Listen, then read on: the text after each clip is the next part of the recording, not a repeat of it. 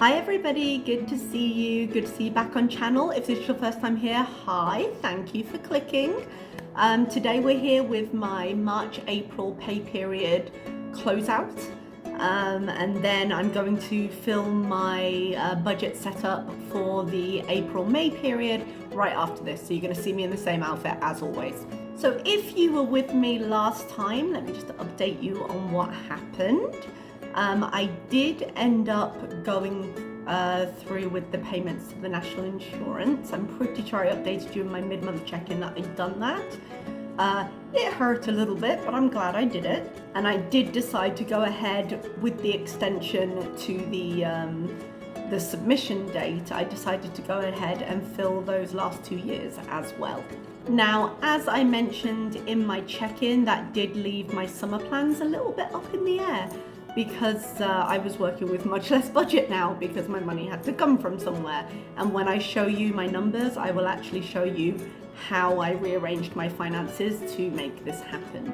But I did end up booking my holiday in the end. I decided to stick with Athens, and I had my flight and I managed to find a pretty cheap Airbnb. It was just under £50 a night near the tourist spots and near the metro. So pretty happy with that. I don't drive, so I like to have good transport, and it's nice that I'm going to be connected to everything. So it looks really good. I'm really excited about the trip.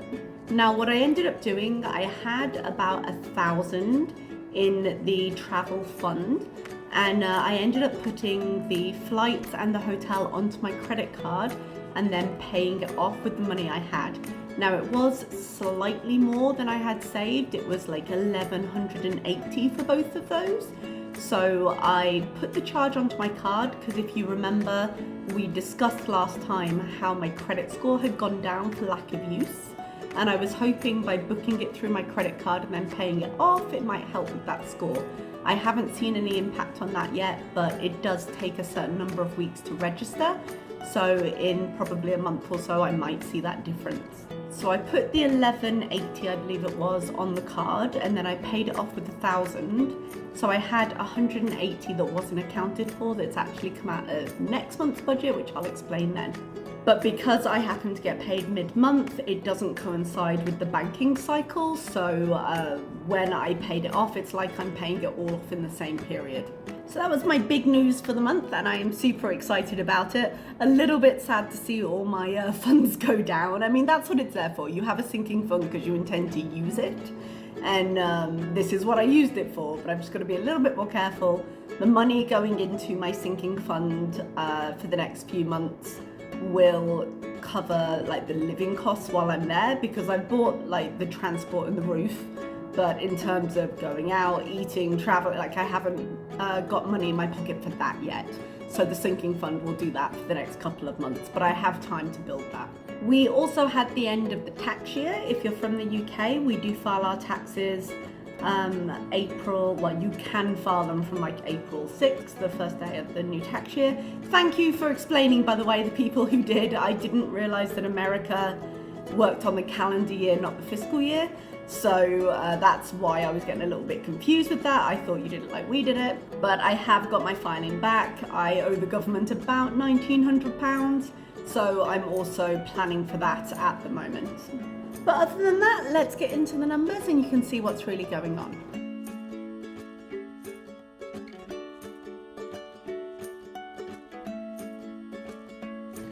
So through the magic of the internet, we are now actually 2 days after the intro and the outro you will eventually see, because I filmed this once and it didn't film the audio that I did with the screen grab, and I had a small tantrum about it, and then I ran out of time, and now here we are.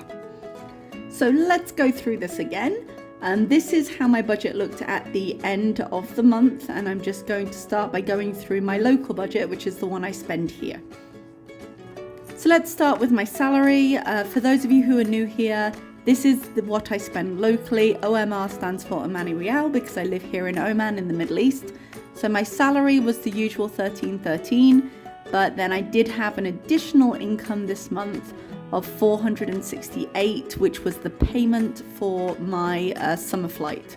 So once a year I get an annual return flight to my place of origin, I'm not actually using it for a trip home this summer, but I get the money regardless. That left me with a total monthly income of £17.81, and I will go over to my send home so you see it in pounds after. And I ended up sending home 1,384 Omani Rial. We'll look at how that laid out in a little bit, but let's just look at my local fund first. So my fixed bills ended up being exactly what I expected. I spent 37 on my home internet, 15 on my electricity. Actually, I was thinking I would spend slightly less than that, but we've been using the AC a bit more because it's getting very hot here now, which I realise probably feels strange to say when people are just getting into spring now, but winter here generally goes from like November to March. And given that we're now in mid-April, we're really starting to feel the humidity ramp up.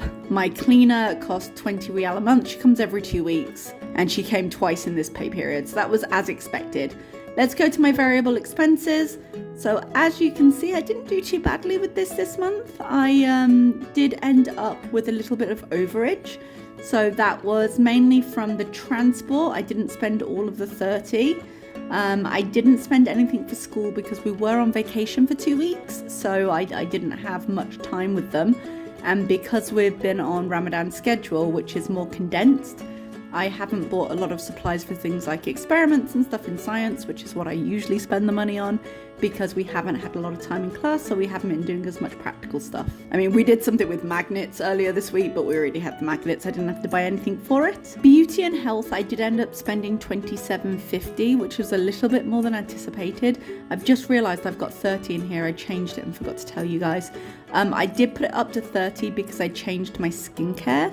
I had a different type, it's the same brand, it's Olay, but I had a different type of moisturiser, and I've decided to just give my face a fighting chance, which meant that I upgraded it to a slightly more expensive one, so that I had a vitamin C one in the morning and a retinol in the evening. And they're a little bit more expensive than my other ones were, so I'm putting my beauty and health category up to 30, but I think to offset it, I'm actually going to change my transport to 20. Because I haven't been hitting my transport limit. I do go to groceries mostly with my friend and he drives, so I don't think I need as much in that category anymore. I don't remember what I bought in Miss Combe, but apparently I bought something. I didn't budget anything for eating out this month, and I didn't eat out, so that was fine. Or rather, on the moments when I went out for coffee and I maybe had like a slice of something, then I took it out of my spending instead of having a separate like meal out budget, because I'm trying to limit how much I do that. And obviously with Ramadan, I've had less opportunity because you're not allowed to eat in public during Ramadan because of the fasting. I did give myself some extra money for clothing this month, and I spent £77.50 of it. So I do have a little bit of money there kind of left over that I might end up dipping into in the next week or two, because I am going to Dubai for my birthday in about a month. But if I do, I will show that in my next budget, or when's my budget up actually? It might even be the next one. If I do any additional spending, I'll show it you in my closeout for the next period though. So that did end up leaving me with some extra kind of slush money left over, about 70 Omani Rial, and I ended up doing a rollover into my next budget, which you will see when I do my budget open. So let's just head over to my send home. The money ended up being the equivalent of £2,907. That's because of the extra income for the flight.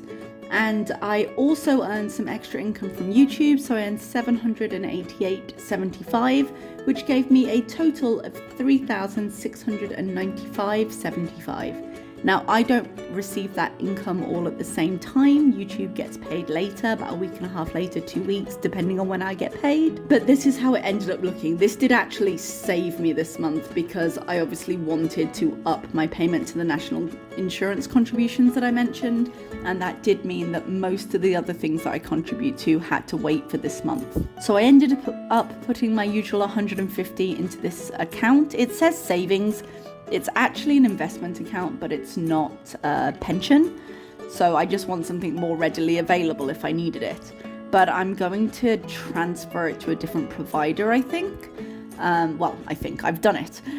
but it's going to take some time to complete that transfer. So that's sort of up in the air at the moment. And when it's done, I'll start contributing, but I haven't contributed since this payment. I didn't do any other spending. And because I was putting extra money towards national insurance, I did not put anything out into my emergency fund this month, which means there's still only 2,000 in there.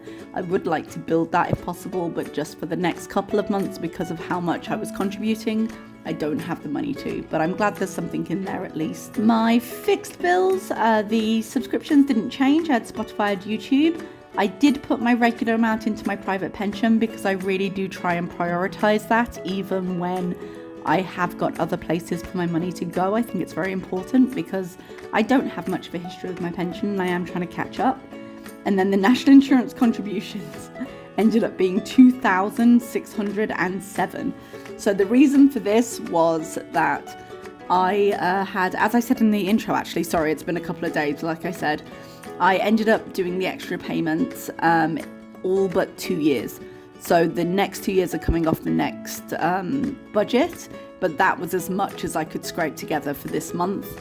And that's because I didn't fund the emergency fund. And if I come down here to the sinking funds, I put away a little for tax, but I didn't do anything else. These 3 funds were already funded. I didn't end up putting any in travel at all. And then I had the extra income from YouTube and from the flight, which just sort of saved me. I was hoping to fund my travel a little bit more, and I was hoping just to have these. Oh, I also didn't fully fund my gifts and Christmas. You can actually see there, sorry, I got ahead of myself.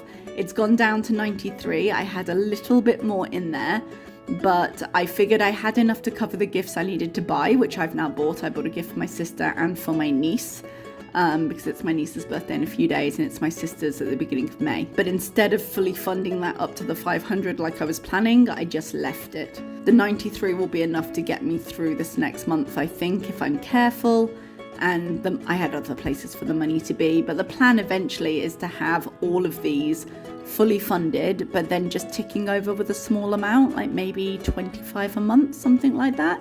That way, if I do use it, it's still slowly building. But that is definitely a concern for future me because I did not have the money to do that this time around.